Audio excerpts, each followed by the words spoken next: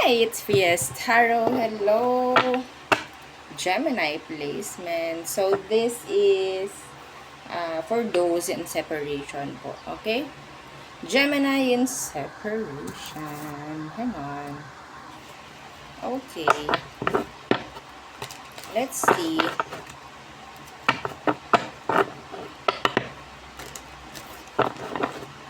Okay. Again, may Three of Swords. Nakita nyo. Let's see. Kung may tanong po, pagdating sa private reading and sa ating mga charms, paki-message po ako. Okay? Yeah, lahat ng ating charms ay available.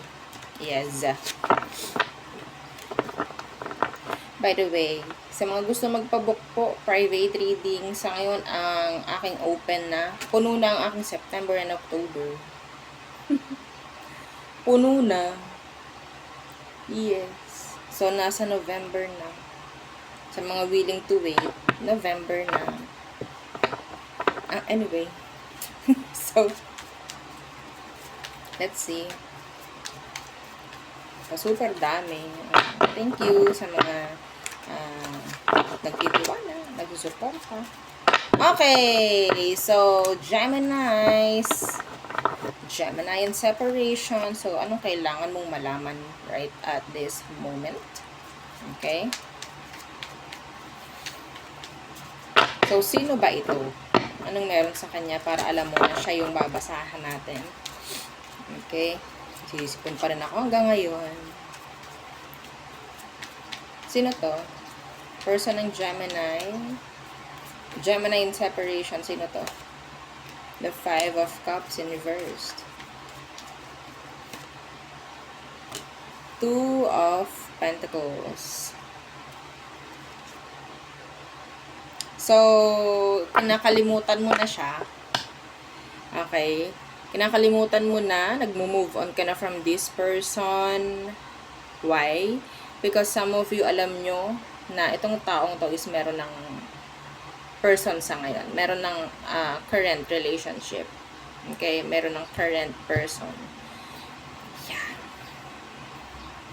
So, kaya ikaw itong nagmo-move on na. Ikaw itong tinatanggap mo na. Kinakalimutan mo na. Itong person na to. Hi! O, diba? Oo.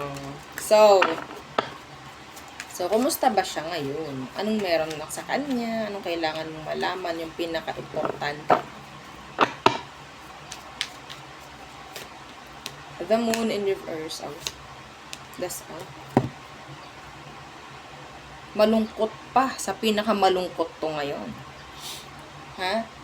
Possible kaya siya siguro gumawa or naghanap because of the sadness. Dala ng kalungkutan. Yun po ang dahilan. Okay? Back to back yan. Back to back sadness. Nag-moon in reverse, nag-sun in reversed.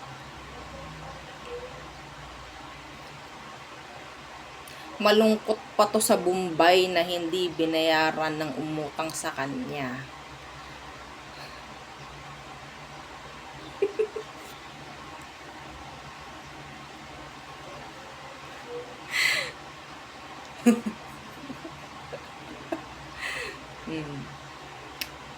Malungkot pa siya doon.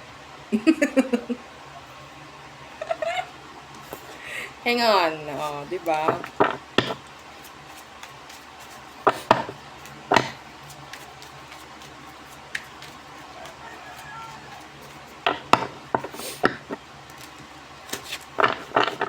Let's see.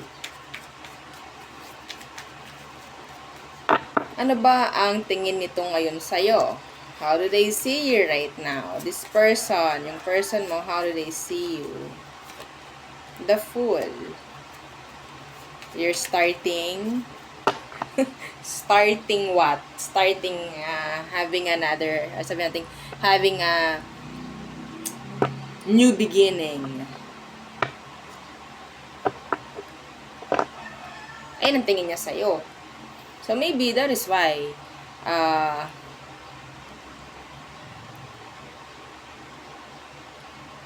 Kaya siguro to nalungkot. Ano ba to? Bakit siya nalulungkot? Di ba meron nga? Di ba meron nga ang iba? Ka nalulungkot. Person ng Gemini. Baka nagkamali ka sa pinili. Baka nagkamali siya sa pinili, kaya gayaan. No? Aray mo. The Fool. So, nakikita ka niya na, okay, nire-release mo na yung sarili mo from the burden. Yeah, burden. See, nire-release mo na yung sarili mo from the burden. Sa bigat ng sitwasyon. So, siguro, ayaw niya nun. Gusto niya, ikaw ay napapagod, nahihirapan ka.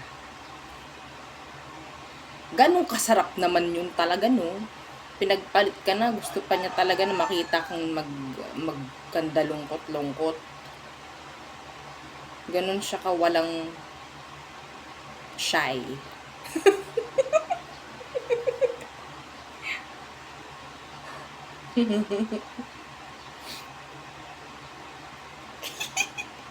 Okay? Hindi ko pwede sabihin yun, baka tayo mapagalitan. Walang shy ito.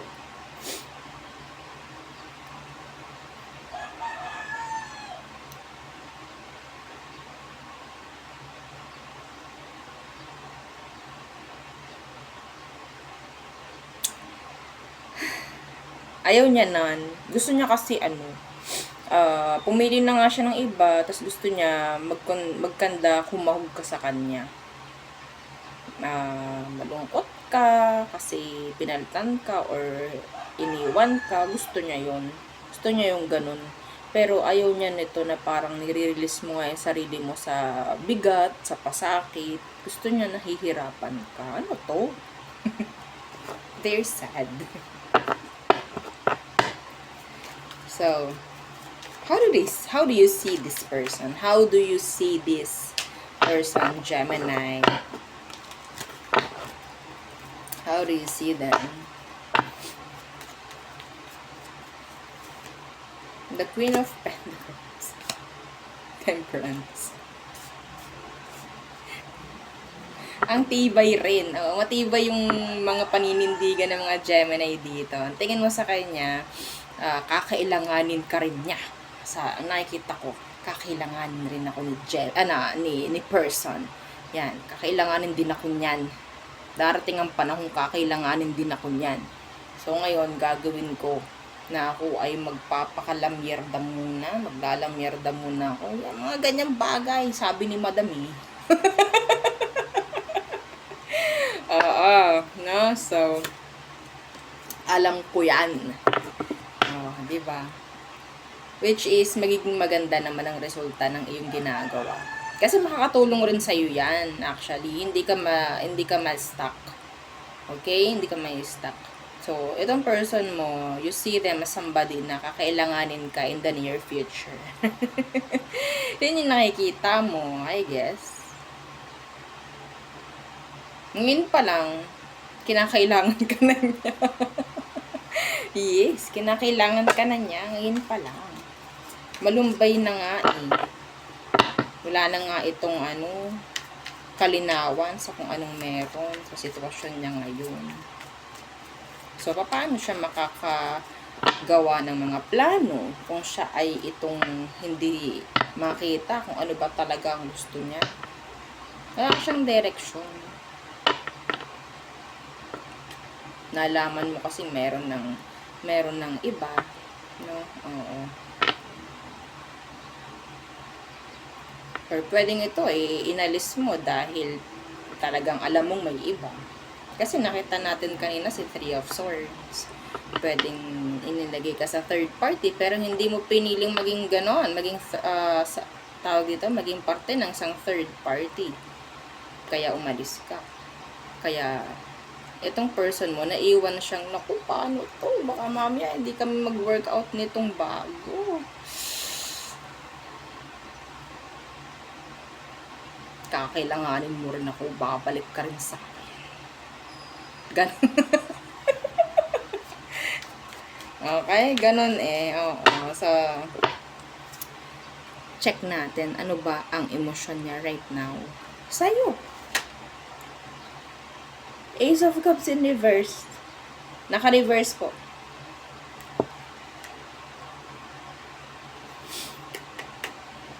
Panghihinayang, kasayangan. Why? Why? Bakit kasi ako nagkaroon ng ganito? Bakit kasi kung ikaw ay nilagay ka sa third party, bakit kasi nilagay ko sa third party? Itong si Gemini. Oo. Emosyon niya, nangihinayang, nasasayangan, nalulungkot, nalulumbay. Dahil hindi nga kayo naging okay.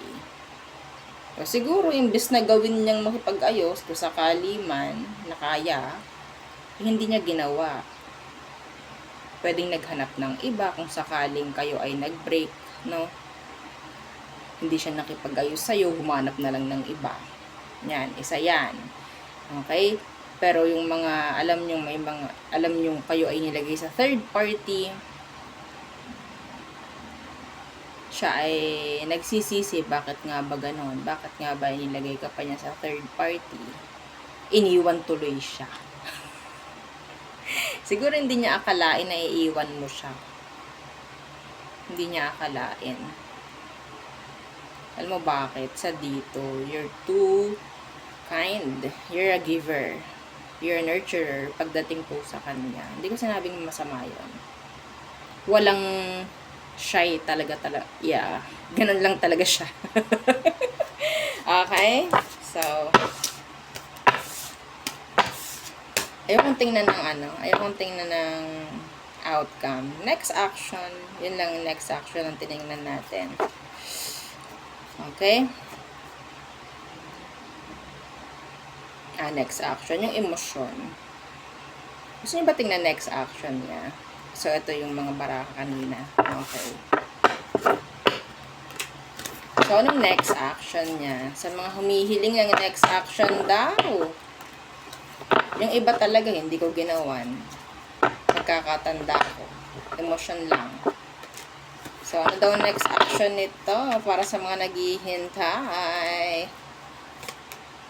Eight of Swords in the reverse. And the King of Swords in the reverse.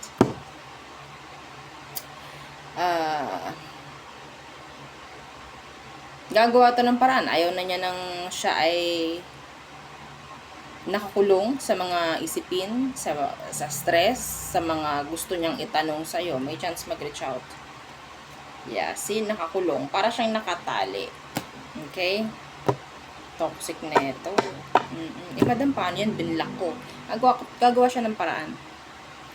Okay? Gagawa yan paraan para haharapin niya kahit takot siya sa mga pwedeng mangyari. Okay? Nakausapin ka niyan. Papakita sa'yo, ipapaalam sa'yo yung mga kailangan mong malaman. Okay? Kahit takot siya. Let's see. Yung iba dito, same gender. All signs for Gemini. All signs for Gemini placements. Gemini in separation. Aries through Pisces. Oops. Okay. Aries, they're selfish. Taurus, they want to return. They want you back. Gemini, they want a new beginning. Cancer, they're being sneaky. Leo, they're player. They are cheater. Virgo, gusto ng pagkakayos ni Virgo. Libra, gusto nila na magkaroon ng pagkakaayos sa sitwasyon, magkaroon ng another chance with you. Scorpio, some of them, they have this new connection, no, and they're being sneaky deceptive secrets andyan. Okay? So, Sagittarius, they want another chance. Capricorn, so, andoon yung realizations, andun yung mga hindi ina-expect. Some of you, there could be a Capricorn na pwedeng bumalik. Okay? So, Aquarius, gusto niya ng pagkakaroon ng pag-uusap, pagkakaintindihan sa situation. And then, Pisces, they're waiting. They are waiting. Somebody is into you. Could be a Pisces. They're like watching you. Parang may crush sa'yo si Pisces. Yeah. May naghihintay din ng sorry dito. Anyway, so there. Yun ang aking reading for you, Gemini placements. Again, please don't forget to like, share, and subscribe, and follow our FB page. And sa po natin YouTube channel na nasa description box below. Again, thank you. Goodbye.